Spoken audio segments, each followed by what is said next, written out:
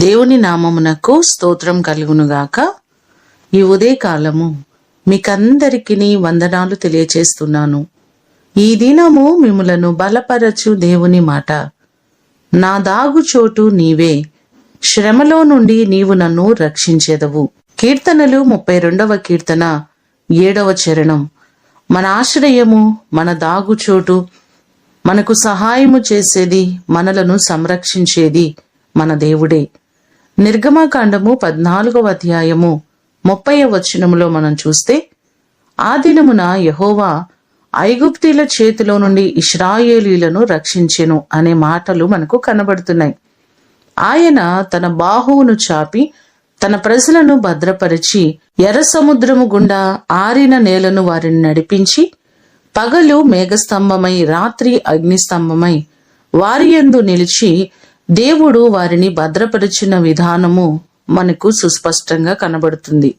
మన దేవుడు నిరంతరము మనలను కాపాడి సంరక్షించి మనలను రక్షించే దేవుడు.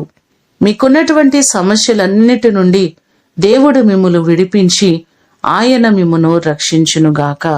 ప్రార్థన చేసుకుందాం. పరలోకమందున్న మా తండ్రి, మీ పాదములకు వందనాలు, స్తోత్రాలు. మా దాగుచోటు మీరే ప్రభువా. నీవు మమ్మలను నిరంతరము దాస్తూ కాస్తూ సంరక్షిస్తున్న దేవుడు మీరే ప్రభువా. నీ కృప చొప్పున మా ప్రియులెల్లరినీ మీరు జ్ఞాపకం చేసుకోండి. వారి శ్రమలన్నిటిలో నుండి వారిని మీరు రక్షించండి ప్రభువా.